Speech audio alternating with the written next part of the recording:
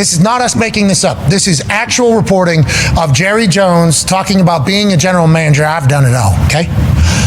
So I have an inordinate amount of confidence that, fuck, if anybody can figure out how to get this shit done, I can figure out how to get it done, John said.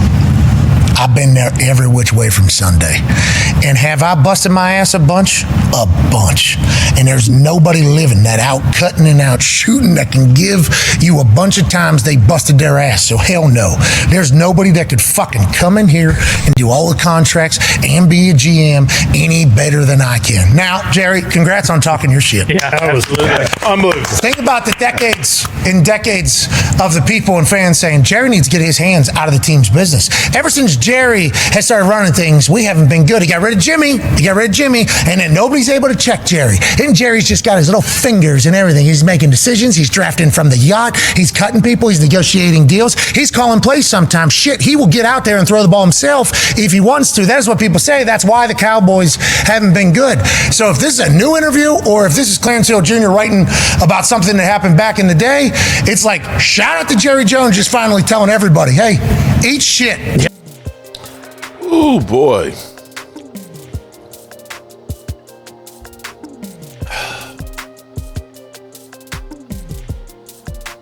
Forgive me for a moment here.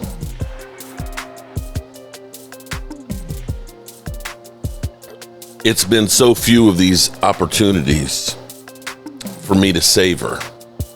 I want to savor this morning, the Tuesday morning aftermath of the Cowboys actually getting a win.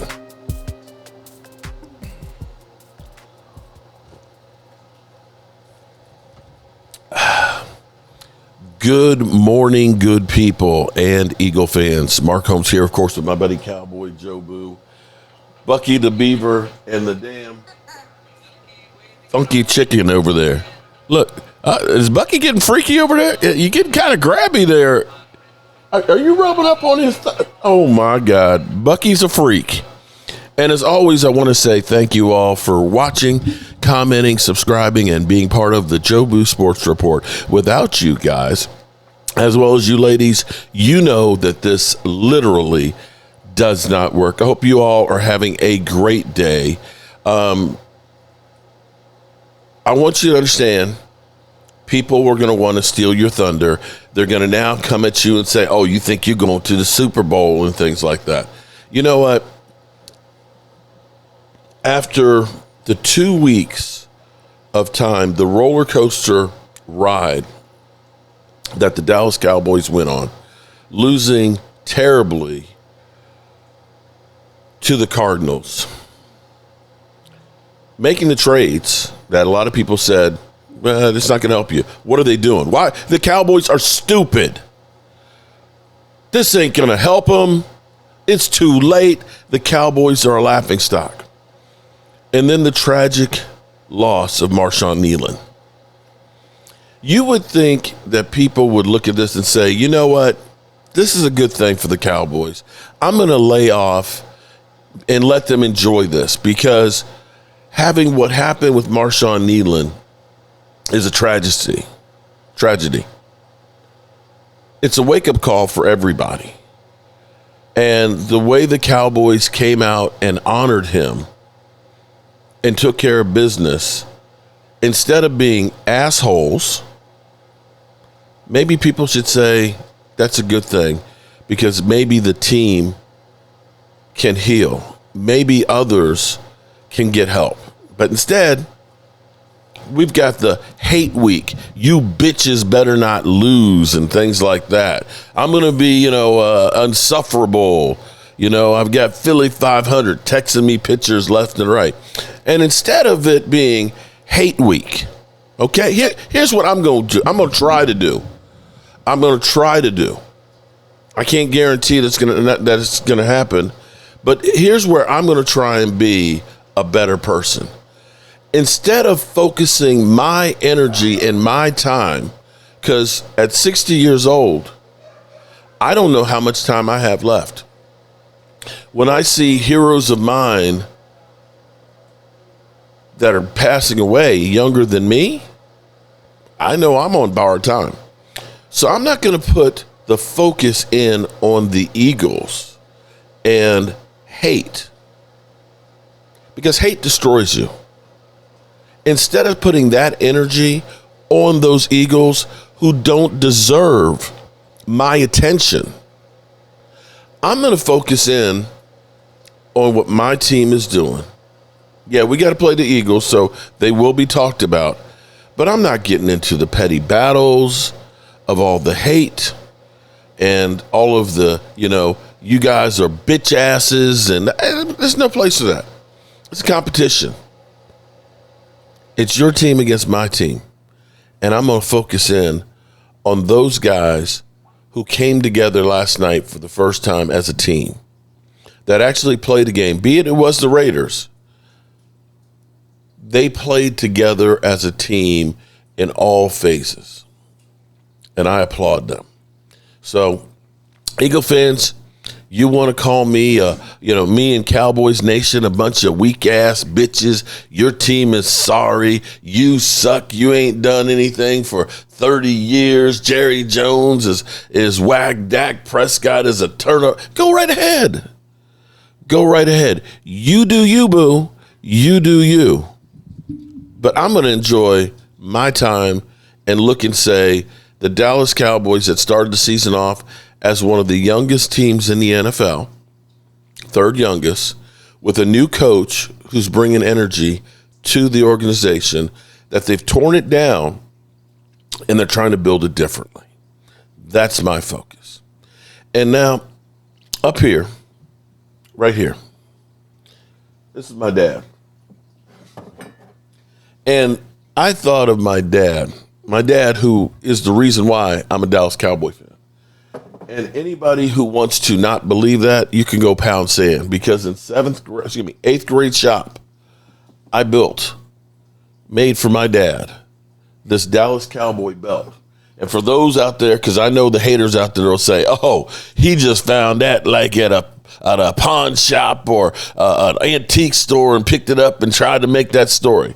No, bro. Tyrone Cowboy Holmes. That's my dad's name. And I made that for him. And my dad, he wore it. So last night, starting the game, we all got shocked because we saw CeeDee Lamb and George Pickens on the sidelines. Now, I have to say, George Pickens didn't seem to be fazed at all. At all. CeeDee looked rather upset. Oh, shit! Oh, shit! Oh. You looked at this and said, what the hell is going on? We're looking at Jalen Tolbert, Kayvon Turpin, and out there on the first series. Okay, we ran the ball the first 2 times, and everybody said, okay, well, we're trying to establish the run. I said, I understand that, but the best way you can establish the run is putting the fear of God with CeeDee and George Pickens on the outside. Not Jalen Tolbert, Kayvon Turpin, and crew. What, are you kidding me?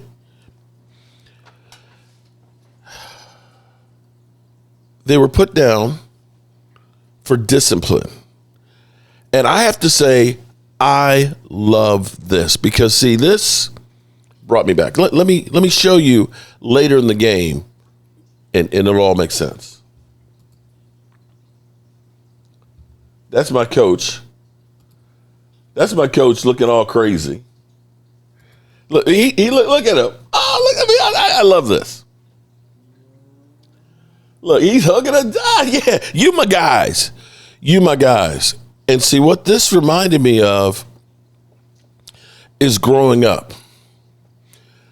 When I was 5 or 6 years old, we had like a honeysuckle tree that was in the backyard. We had a big backyard before the land got sold for a shopping center. And I was out there making fires.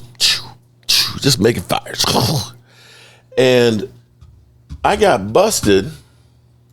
Because I went in the house and I realized I smell like smoke. And so I went upstairs and took a bath without being told to take one. So then my brothers and sisters like, Mark went upstairs and took a bath without being told. What did he do? Well, they found out I was making fires in the backyard. My dad got mad, and we were supposed to go fishing. And I loved going fishing out in the bay. I lived for it. We'd go a couple times a year, get a couple coolers full of fish, spot, perch, some bluefish and things. Couldn't get the rockfish because that was at the time when you couldn't because they were disappearing. But he said, because you're out there doing those fires, you ain't going fishing. You ain't going fishing. And it hurt me to my soul because that's what I really wanted to do. And it was like, damn. But then the morning of the trip, because we'd have to leave early, my dad would come back around, get your stuff on, we're going fishing. And it was that interaction that was the tough love to say, bro, you could burn down the whole neighborhood. You can't do that shit. He didn't want to do that, but he knew he had to keep everybody, to keep you in line, to understand, to teach you. And seeing Brian Schottenheimer have those two guys sit there, Ceedee and M looked like me probably when I got busted for the fire. And it took him a little while to go ahead and get himself in gear, but then he got himself in the gear. Except for that one drop that should have been Dak Prescott's 5th touchdown, but that's okay. But the reason I'm happy about that is it means that it's not lawlessness, that we can just do an end around, and it doesn't matter who you are. There are rules that apply to each and every one of us together. Make no mistake about it. Without Ceedee and George Pickens, we ass. Not that we ain't ass with them, but we ain't got no chance in hell without them. For Brian Schottenheimer to say, you're going to sit your ass down because you stayed out past curfew. It's not acceptable. Sends a message to everybody else that nobody is above the rules. That Jerry Jones can't be the end around where you do the shit that you want to. And that may be the biggest takeaway from this. This is Brian Schottenheimer's team. Make no mistake about it. He is the leader. Now, the Cowboys, we've made a hell of a lot of mistakes for years. And we'll probably still make a whole bunch of mistakes. But right now, at this moment, you can see we're not there. We need a whole lot. But you can see what the infusion of having talent does for your team. You got to have players. And I hope the biggest lesson that the front office understands is there's a difference of getting a Dontari Poe versus a Quentin Williams. That there's a difference of getting an old Linval Joseph than a Quentin Williams. That there's a difference between having a George Pickens versus a Brandon Cooks, or George Pickens and a Jalen Tolbert. That in order to win, the stars have to align, and you got to have some damn stars.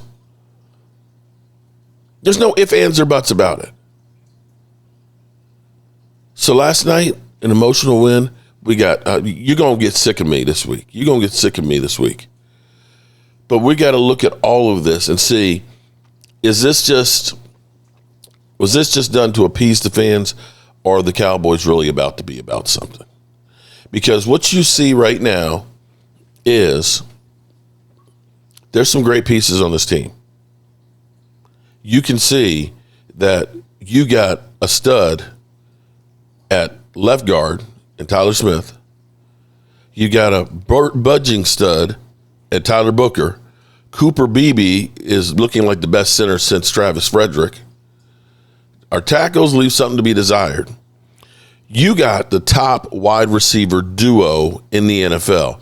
And you got a running back who is quietly 94 yards, who is great, and a quarterback who's got 21 TDs with 6 interceptions on the year with 7 games to go. You have the makings of a dominant offense. And you see the difference of having at least, again, it was the Raiders. I'm putting, grading on a curve, but you see what pressure from the inside does, and having tackles that can make plays. It makes the outside that much better.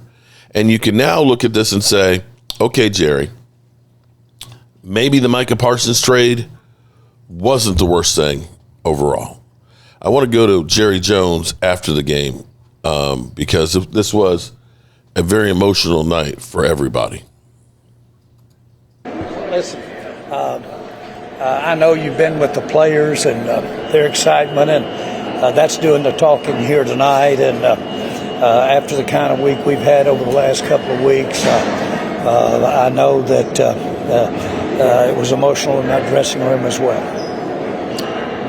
Can you kind of speak to the defensive additions, Quentin Williams and all that, just what you saw? It obviously looked different there. Well, I thought that you could see the impact of actually the players, not just your guys there in the front with Quentin and those guys getting to play the way we got to play with that kind of strength and pressure inside. But we also had other players out there that we hadn't had. So I really was pleased with the way the defense, and that's I was restraining myself from feeling jumping up and down here. You talked about Ceedee and Pickens. I don't know if you can elaborate with what happened, but did you like the way they responded when they did get in the game? Well, I think both had outstanding games. Pickens was I've never seen a performance Pay the man. like that, and it was poetic the way that he was making those moves out there and doing it. It was like he was in an opera or something going on out there, a ballet. But I'm proud for both of them. They played really outstanding today and gave his team a lift. Pass it. If I may ask you, just a little away from the game, you were very influential in this franchise getting to Las Vegas, and it's now on the brink of getting its second Super Bowl. You saw a favorable Cowboy crowd, but in general, just your thoughts on, I believe this is the second time the Cowboys have been here since it moved here. Yes, I got to come to the Super Bowl here that we had here in this beautiful stadium. But I remember when we were talking about having the stadium and visiting, I did come out and visit with the legislature and the politicians that were involved because I could picture actually a night game, let's say Monday Night Football. And I could picture this whole country looking at the Raiders and shooting back over, maybe even seeing the Strip and all the great entertainment that goes on there. And it was just poetic for us to get to be here tonight on Monday Night Football. But I'm so proud of the job that has been done here with Raiders. Mark Davis, his dad was a dear friend of mine. And I told a large group out here when it looked like that for sure the stadium was going to be built, I said, your daddy is smiling up there, Mark. He couldn't have gotten this done. His temperament was just a little too competitive.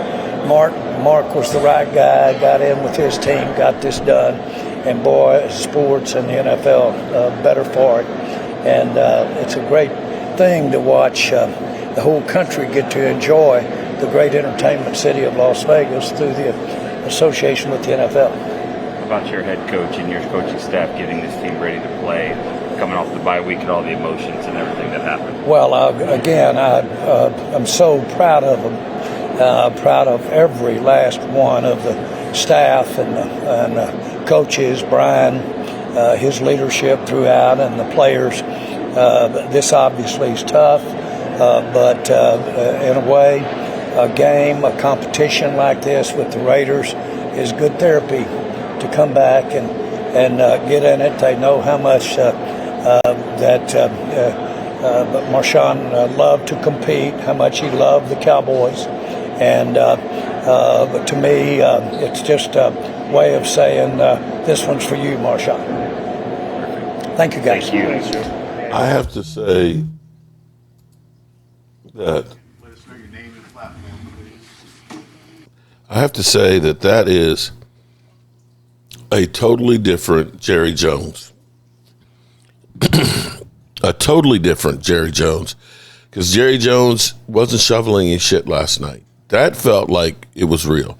That felt like his part on Landman. That he was reflective. And maybe he is. Sometimes when you have people around you that you lose, that all of a sudden things look a whole lot different on what you're doing in life. And it makes you start to think about your own mortality. I'm getting kind of long on this today, but I want to just touch on, we got more time to do other videos, but I want to say that you can look at this trade that the Cowboys made at the moment, and you look at what Micah Parsons did. Micah Parsons last week, a 90 pass rush grade, 1.5 sacks, 6 pressures, 1 forced fumbled, and a 37% win rate. Now, as everybody does with the Cowboys, they'll say, well, that was just against Raiders. That was against Raiders, man. They ass. Well, Micah Parsons' game was against the Giants. Oh, shit! So I'm going to say, no disrespect, Jesse, I'm going to say that's about equal, right? That's again, but against in the NFL, numbers like that against anybody are few and far between. But I want to pop up here where we got Quentin Williams, who he didn't have 2 sacks like Micah Parsons. He had a sack and a half just getting to town, had 1 more pressure, and he did have a 21.4 win rate. Now, when you think of rushing from the inside, okay, when you're an edge rusher, basically it's you and the tackle on an island. You may end up getting the running back who's coming in and trying to help clean up, or the tight end who's trying to give you a little tip. But when you are a tackle, when you're on the inside, you're most of the time fighting double teams of 2 big guys. Not a running back, not a running back, not a tight end, a tackle and a guard. Sometimes a center. Sometimes a guard and a center. But you're fighting against big guys. To have a 21.9% win rate is huge. So here's where you got to start looking at this. And I'm not trying to toe the line on Jerry, and I know Eagle fans, oh, you're in love with Jerry Jones right now. No, I'm just admitting, in the same way when I say, congratulations, you won the Super Bowl, you did the things right. Doesn't mean I like you. I'm admitting a fact. And the fact is, the Cowboys have made some good moves for once. Because if you take these numbers and you add to it that you also got Kenny Clark in the deal, who last night had a half a sack, 2 tackles as well, that all of a sudden gets you right there. 2 sacks. I don't know how many pressures he had. And we put in Logan Wilson on this too. Logan, who got limited time, had his 2 tackles in there and stuff, and he had a couple pressures as well. When you start putting together the combination of Logan Wilson, Kenny Clark, and Quentin Williams, between them, they had 8 tackles, 2 sacks, 6 quarterback hits, and 2 tackles for a loss. But that still isn't even yet the whole deal, because there's still an exchange of a 2nd-round pick into the 1st round. And that doesn't take into consideration that those 3 guys right there, Logan Wilson, Kenny Clark, and Quentin Williams, are about the same amount of money as what Micah Parsons got for 1 year. And there's triggers. Here's the thing. There's triggers that are built into Kenny Clark's as well as Quentin Williams deals that can get them down both around $10 million each. So it does give you the flexibility, because when they didn't sign Micah, whether you liked it or not, Deron Bland played decent last night, but again, it's against the Raiders. They paid Deron Bland. They played Ferguson. And Ferguson, I believe he's tied with touchdown receptions as a tight end. They got Tyler Smith signed. So they've locked down young talent. They're a young roster. And you got George Pickens, who, if the Cowboys do not sign him, I'm trying to come up with a name for those guys, okay? I'm thinking of bad boys. What you gonna do? What you gonna do when they catch one on you? I don't know. The bad boys. I'm thinking about the quadruplets between Javonte Williams, Dak, Ceedee, and George Pickens. But you're looking at this and saying, okay, you hold on to the talent that you have, and you have 2 first-round picks, and you have some money because you flip some triggers next year, the Cowboys could be a good team. And it's all on Jerry Jones. So as we've gone through here, we were almost at 30 minutes. I apologize for being kind of long-winded, but we don't get good news here in Cowboy Land very often. So I want to take advantage of it and enjoy the day. Enjoy the week. Okay? I'm going to enjoy the week. Let's go to ESPN's Get Up this morning. This is a bootleg copy, so you know it's diagonal. Somebody has stolen, pirated it, but at least it's not won't be copywritten because they've already done the work for it. But let's go to them and see what they have to say this morning. Don't do that. Ashton Genty, 7 rushing yards on 6 carries. And in the end, it was a dominant performance from the Cowboys on what was an emotional night. You can see it in the face and hear it in the voices of the coaches and the players. This one was for their teammates. Before we do all the celebration stuff, Look at it. so proud of you guys, man. Hey, man. Tough couple weeks.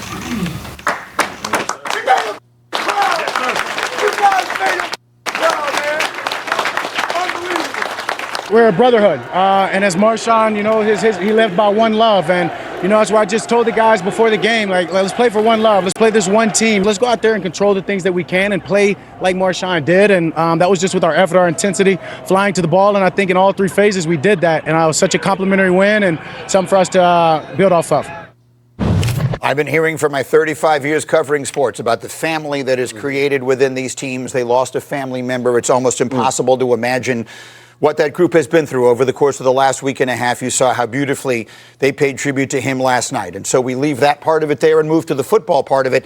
This was a very impressive performance, albeit against a bad opponent. But, Dominic, you were making the point, it's not just that the defense was better, but what was it? They were overwhelming. They were dominant. It was very uncharacteristic of this Cowboys defense all year long. If this was the first time you watched the Cowboys, you would have thought this is a Super Bowl contender because they beat down this team. And, of course, the Raiders are not a good team, but they're an NFL team. And when you do that to any NFL team, especially up front, that D-line, it didn't seem to miss Micah Parsons last night. They pushed that line back all game long. And Graz, it was actually you in the meeting that made the point this morning. This was not a defense we've seen before. Right. The reason it felt like a different defense is that it is a different defense than the last time they played. These are 5 players that started for them last night that were either injured or were on different teams the last time the Cowboys played a game. They have completely overhauled this defense. Overshone and Revel making their season debuts. Hooker hadn't played since September, and then the top 2 guys were acquisitions at the trade deadline. So we have a Dallas defense that has been one of the very worst, if not the worst in the league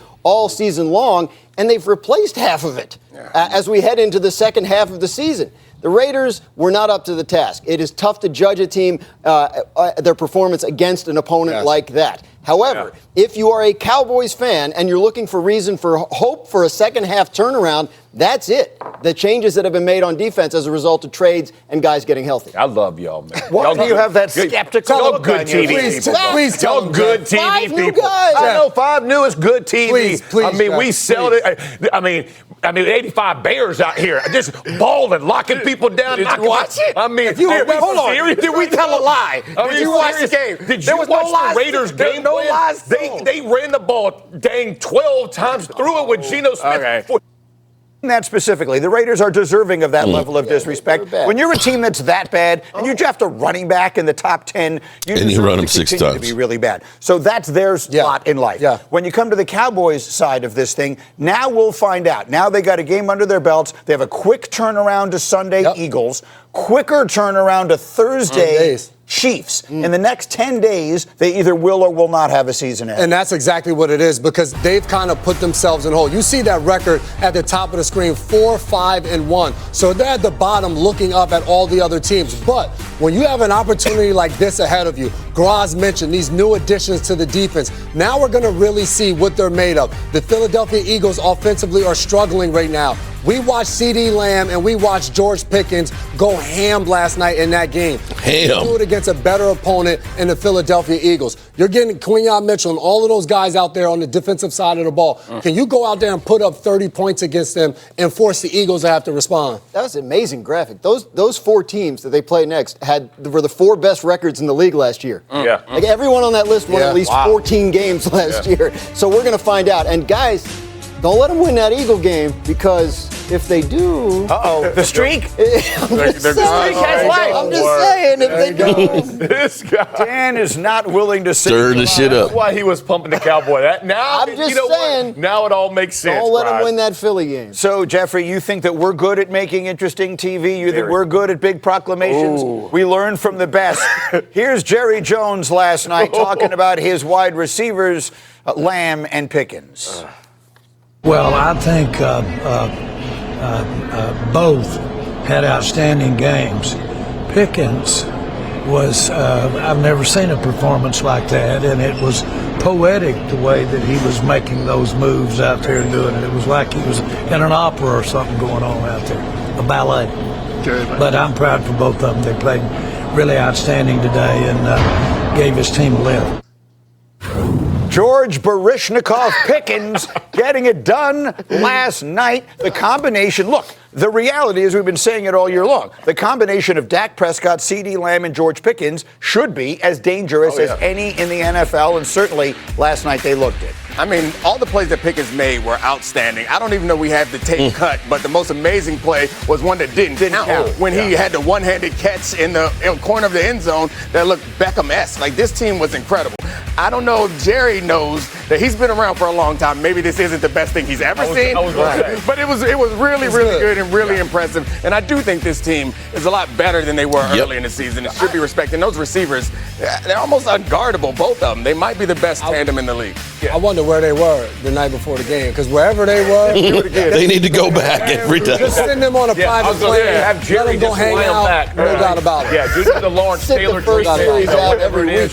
But let's do beyond their offense. We talked about this all season. They are a vicious offense. Tight end, good. Receivers, good. Running back, good. Quarterback, otherworldly. They have the pieces and parts. I'm skeptical because the defense. I got to see it to believe it, and continue to see it to believe it. There was a great performance last night. It was an opera, ballet, all the magnificent arts. It was all those things. I tell you what, and George Pickens he should be singing the solo aria. He's the tenor in the middle of the stage at the end, singing La Donna Mobile, because he's as good as it gets. You've been to a lot more opera than I have. He's no awfully question good about that. But look, the defense doesn't have to be the 85 Bears. Like, all they have to be is just sort of not the worst, right? Because that offense is so good.